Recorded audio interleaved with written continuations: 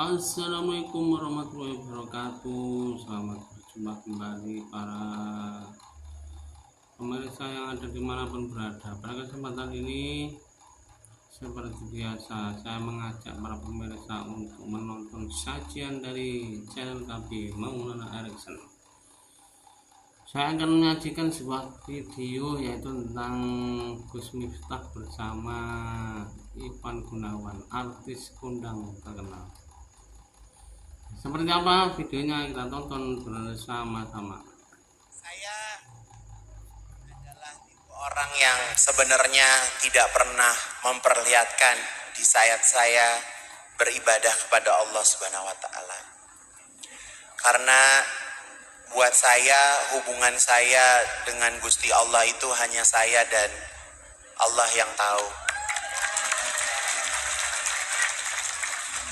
Tetapi setelah saya melihat saya punya follower yang banyak, kok followerku itu lebih seneng kalau melihat postingan-postingan yang isinya itu menyudutkan saya. Jadi kurang lebih setahun ini akhirnya saya memutuskan untuk tidak diam, supaya orang-orang tahu apa yang selama ini saya lakukan. Tadinya niatnya ya wes aku meneng wae. Nanti kalau di saat aku nggak ada biar orang-orang pada cerita. Tapi kalau saya selalu berada di posisi itu sebagai manusia biasa, saya juga ingin untuk bisa membela diri saya. Ternyata menjalani kehidupan itu, punya uang banyak, punya harta banyak itu tidak seindah di saat kita punya bahagia. Karena kalau kita punya rasa bahagia, jiwa kita itu tenang. Saya lebih suka jadi orang tenang daripada menjadi orang yang kaya. Sehingga kita melihat orang lain itu dari segala sisi positifnya. Jangan dilihat dari sisi negatifnya. Kesalahan kita itu satu, Bapak Ibu, selalu melihat orang lain itu kekurangannya bukan kelebihannya. Dari semua yang dilakukan oleh Ivan Gunawan umpamanya, artis yang terkenal baik hati, suka sedekah, suka berbagi. Tapi kadang-kadang yang dilihat dari seorang Igun apa? Kekurangannya. Jadi Igun ki lanang tenan apa ora toh? Pertanyaan saya begini, apa hak Anda untuk ngurusi karakternya Ivan Gunawan? Lah semua kebaikan. Kenapa? Sekarang kalau orang posting kebaikan, dikritik. Ivan Gunawan bangun masjid diposting pamer. Sedekah kok diposting pasti nggak ikhlas. Coba Anda bayangkan. Orang posting maksiat saja bangga dengan kemaksiatannya. Orang posting perbuatan dosa bangga dengan dosanya. Kalau orang baik gak mau posting kebaikan, jangan salahkan kalau di TikTok, di medsos yang viral itu semuanya konten maksiat. Kenapa? Karena orang baik gak pernah mau posting kebaikannya. Cuma memang saya bersaksi ya. Saya bersaksi kalau Mak Igun ini memang benar-benar orang yang super random beneran. Orang yang super random. Saya itu orang yang dugal, memang super dugal. Dugal itu mokong banget. Dan alhamdulillah di tahun saat ini saya itu mulai lahir sampai tahun kemarin itu nggak pernah melakukan puasa dan segala macam. Tapi ketika Mak Igun potong, tak lakuin potong. Kemarin jadi kamu potong rambut tuh karena potong, Maisa. potong. Terus gini, kamu hari ini puasa apa enggak? Alhamdulillah mak aku puasa. Bener puasa, bener. Ya wis, kamu cek WA-mu, tak lihat tiba-tiba ditransfer uang 100 juta dan itu cuma disuruh untuk karena kamu puasa, kamu berbuka siapin 4.000 porsi dadar beredar untuk kamu bagiin ke orang-orang. Itu Mak Igun. Terus aku sampai kaget. Loh, Mak, sama ini ngapain kok beli makanan sebanyak ini? Ini 100 juta loh, nggak akan mati. Kamu amal 100 juta nggak akan mati ngasih makan orang. Itu aku sih kayak, oh gitu ya. Kemarin sebulan 30 hari kamu puasa berapa hari? Saya Sehari itu toh. Oh enggak toh Mak. Ora toh. Ya. Kenapa kamu ngefans sama Kak Igun? Karena beliau pernah ditantang sama Deddy Corbuzier Hah? untuk diet itu kan, tapi dia tidak menggunakan uangnya untuk Pribadi. apa? Nggih, Tapi untuk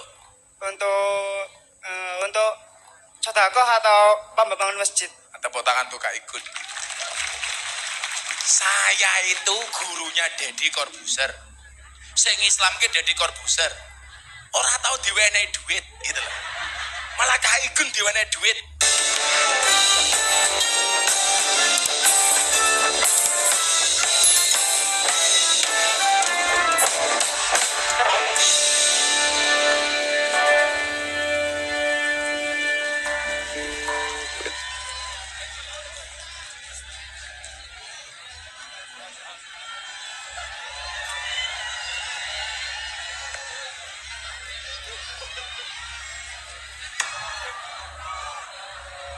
Assalamualaikum warahmatullahi wabarakatuh.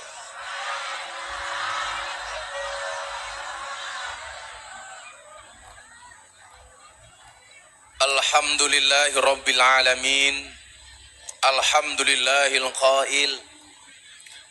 Innallaha wa malaikatahu yusalluna 'alan nabi. Ya ayyuhalladzina amanu sallu alaihi wa sallimu taslima. Sallu ala nabi Muhammad. Sallu ala nabi Muhammad. Allahumma salli salatan kamilatan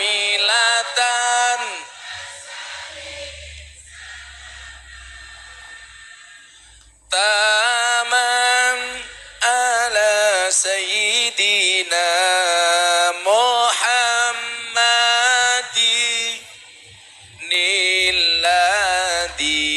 nilladhi tanhalu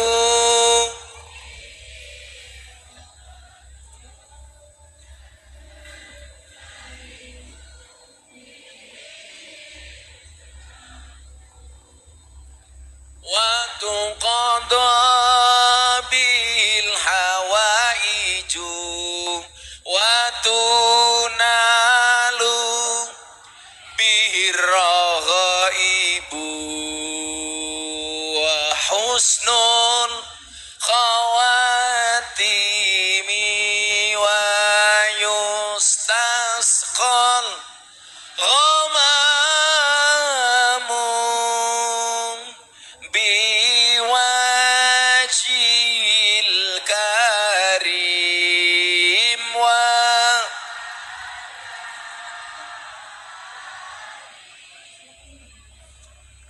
wa sahbi fi kulli lamhatin wa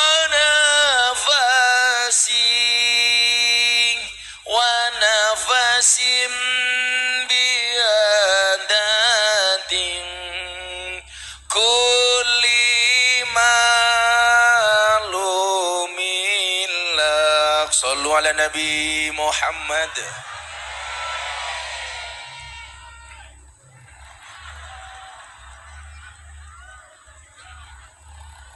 Alhamdulillahirabbil alamin. Malam hari ini masih dalam rangka Syawalan dan halal bil halal. Tentunya tidak semua jamaah kemarin bisa hadir ketika open house di pondok, sehingga belum ada kesempatan untuk bertatap muka dan saling minta maaf antara satu dan yang lainnya. Maka malam hari ini yang datang minta maaf, saya maafkan. Yang datang minta THR, saya minta maaf.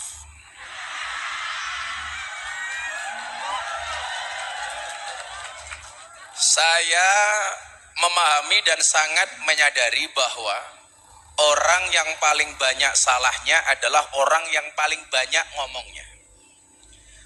Dan survei membuktikan kalau saya ketemu Bapak Ibu, kira-kira yang paling banyak ngomongnya jamaah apa Gus Miftah? Berarti yang paling banyak dosanya jamaah apa Gus Miftah?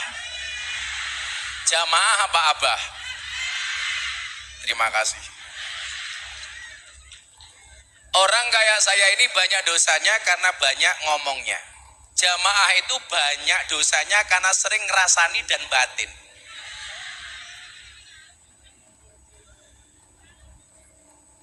Sehingga malam hari ini saya sampaikan, ingat, memaafkan itu tidak bisa menghapus masa lalu, tapi pasti memperindah masa depan. Betul? Makanya kenapa ciri orang bertakwa itu salah satunya adalah wal afina anin nas. Orang yang mampu memberikan maaf kepada orang lain. Ibu bapak ngapunten. Contoh yang diajarkan Kanjeng Nabi itu saling menyalahkan apa saling minta maaf? Saling minta maaf apa saling menyalahkan? Saling minta maaf. Rebutan salah apa rebutan benar? Rebutan salah apa rebutan benar? Rebutan salah. Contoh, Nabi pulang dari masjid kemalaman. Pulang ke rumah, ketok pintu, Siti Aisyah istrinya ternyata sudah tertidur. Pintu diketuk. Assalamualaikum sampai 3 kali, ternyata istrinya tidak mendengar. Apakah Nabi marah? Tidak. Ini Nabi, manusia paling mulia, manusia paling suci, dia maksum. Maksum itu apa? Terjaga dari perbuatan dosa. Maksum itu pasti masuk surga, gak mungkin masuk neraka. Manusia mulia, khalifah, presiden. Ketuk pintu, istrinya gak bangun, apakah beliau marah? Tidak. Beliau memutuskan untuk tidur di depan rumah. Beliau akhirnya memutuskan tidur di depan rumah. Coba kalau suami sekarang pulang ke rumah, ketuk pintu, istri gak bukain pintu, kira-kira tidur depan rumah apa marah? Bojomu ikhlas apa marah? Marah. Ketuk pintu kok gak denger, kira-kira yang keluar itu kata maaf apa umpatan? Bajingan.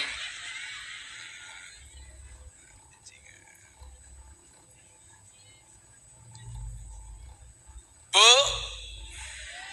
seneng suami pemaaf apa pemarah? Bapak-bapak tak kasih tahu rahasianya. Anda punya istri galak, mohon maaf, Anda punya istri manut, punya istri taat, punya istri yang manut sama suami, Anda berpotensi menjadi raja. Tapi kalau Anda punya istri yang suka marah-marah dan galak, Anda berpotensi menjadi wali. Kalau istrimu kadang-kadang manut, kadang-kadang marah, insya Allah berpotensi menjadi raja wali.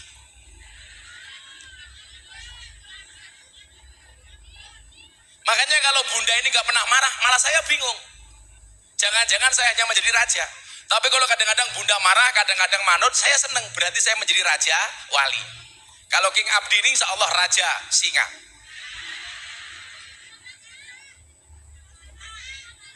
Raja masa. Kowe yo ngerti toh. Iki melu MasterChef menang apa kalah?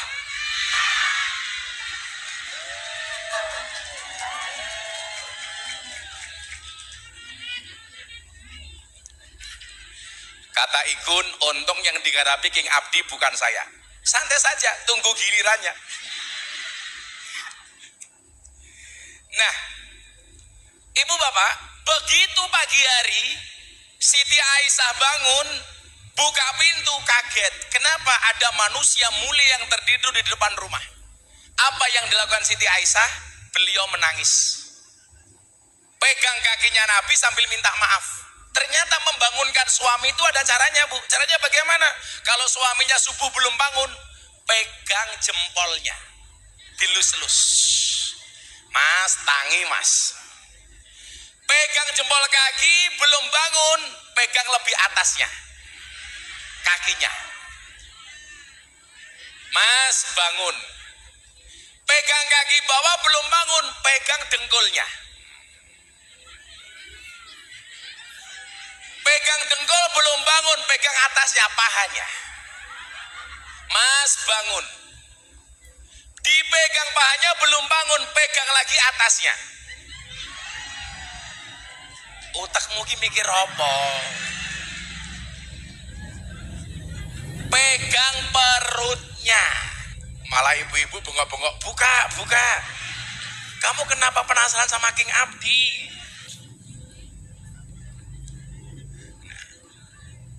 Akhirnya Siti Aisyah melihat Kanjeng Nabi bangun, apa yang dia sampaikan apa? Aisyah, ini bukan salahmu tapi salahku. Kenapa? Karena saya pulang dari masjid sudah terlanjur malam, terlalu malam. Padahal pulang dari mana, Bu? Masjid. Kadang-kadang suami kita itu pulang kemalaman marah-marah, padahal pulang dari tempat karaoke. Kekil.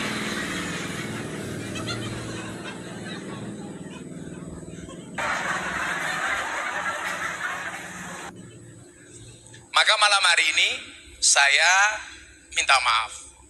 Karena saya meyakini, memahami, menyadari bahwa dari sekian banyak orang yang paling banyak salahnya adalah saya. Tolong saya dimaafkan. Kalau ada janji saya yang belum terbayar, tolong diingatkan. Kayak ini umpamanya yang kemarin dapat hadiah umroh, ini baru bisa diberangkatkan besok setelah musim haji.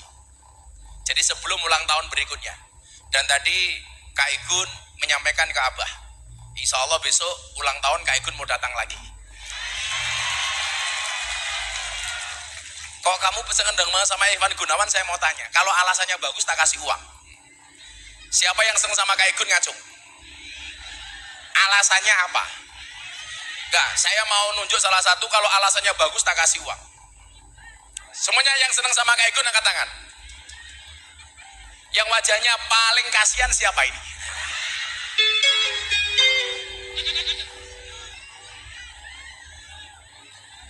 Siapa yang seneng sama Kak Igun? Itu yang santri jilbab hitam. Nah, jilbab hitam. Dikasih mic. Dikasih mic, Le.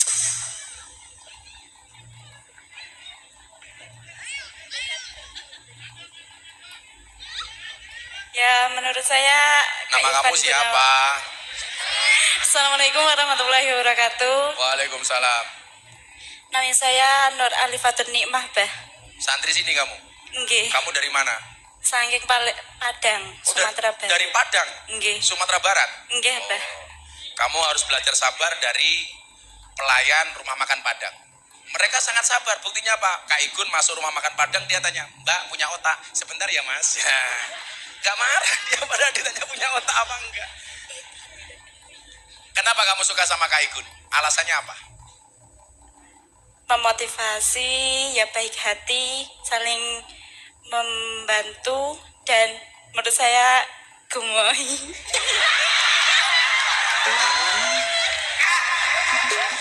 Bantuan apa atau sumbangan apa yang kamu lihat dari Kak Igun? Contohnya umpamanya. Membangun masjid Di mana? di pelosok-pelosok, Gus. Pelosok. Pelosok mana? Daerah pelosok Kemarin yang terakhir Kak Igun bangun masjid di mana? daerah Yang di luar negeri di mana? Uganda. Oh, di Uganda. Tepuk tangan untuk Kak Igun. Karena santri putri yang ngasih uang Bunda. Dikasih 300.000. Dikasih Bunda jikon dompetnya Abah ya padha. Ah, sekarang yang kecil, yang sekarang yang emak-emak. Sing mbok-mbok mana sing mbok-mbok? Iki ini dari apa? Sedulur Gus Miftah SGM. Kenapa kamu suka dengan Kak Igun? Assalamualaikum warahmatullahi wabarakatuh. Waalaikumsalam. Kamu dari kelompok apa? Kamu dari kelompok apa? Apa, Bah? Kelompokmu namanya apa? Sedulur Gus Miftah. SGM Sedulur Gus Miftah. Kenapa suka sama Kak Igun? Kreatif. Wow, kamu tahu kreatif itu bahasa apa? Kreatif. Iya, siapa tahu dapat jilbab. Ya. Modus matane. Kak Igun, jilbab yang paling murah di tempat Kak Igun berapa? 120.000. Yaudah kamu beli, tak kasih uang beli 2 jilbab dari Kak Igun. 300. Terima kasih, Pak. Apa? Ya udah enggak. Ya, itu ku jilbab dari Kak Igun ya. Moh salaman barang.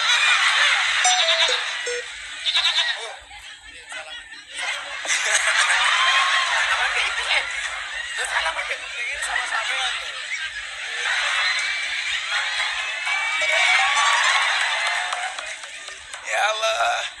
Kowe salaman karo King Abdi mulih tetanes tanganmu ya. Apa? Ya nanti. Sekarang yang cowok yang suka sama Kak Igun siapa? Oh, so Palembang. Itu Mik Palembang. Kamu dari mana? Namamu siapa? Assalamualaikum warahmatullahi wabarakatuh. Waalaikumsalam. Nama saya Wahyu, saking Palembang, kuliah teng UIN. Oh, kuliah temuin. Jadi kalau namanya Wahyu itu berpotensi menjadi jomblo agak lama. Karena setiap cewek yang ditembak pasti nolak. Lah, dulu ada santri putri ditembak sama namanya Wahyu, nggak diterima. Saya tanya, kenapa cintanya Wahyu tidak kamu terima? Dijawab, saya nggak bisa menerima, Bah. Kenapa? Karena kalau Wahyu saya terima, saya nanti dikira nabi. Kenapa kamu ngefans sama Kak Igun? Karena beliau pernah ditantang sama Deddy Corbuzier Hah? untuk diet itu kan, tapi dia tidak menggunakan uangnya untuk Pribadi. apa? Nggih, Tapi untuk untuk sedekah atau pembangunan masjid. tepuk tangan tuh Kak Igun. Saya itu gurunya Deddy Corbuzier. Sing Islam ke Deddy Corbuzier. Orang tahu diwenehi duit gitu loh. Malah Kak Igun diwenehi duit.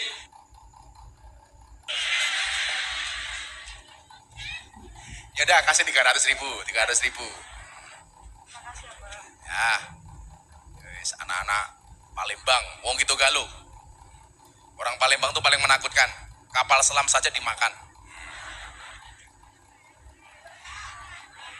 Nah, sebelum nanti kita dialog sama Kak Igun, coba Bapak Ibu, konsep adil dalam Islam itu apa? Wadu'u syai'in fi mahalli. Meletakkan segala sesuatu sesuai dengan proporsinya. Sesuai porsinya. Itu namanya adil. Contoh, blangkon ini tempatnya di mana? Di kepala. Kalau blangkon ditaruh di kaki berarti adil apa enggak? Enggak. Demikian juga Allah itu menempatkan seseorang sesuai dengan kemampuannya. King Abdi sama satunya siapa? Syahril. Ini dua-duanya Master Chef. Yang satu rodok menang, sing isi kalah. Syahril rodok menang, tapi si Abdi kalau Syahril rodok menang mampu menang, kalau si Abdi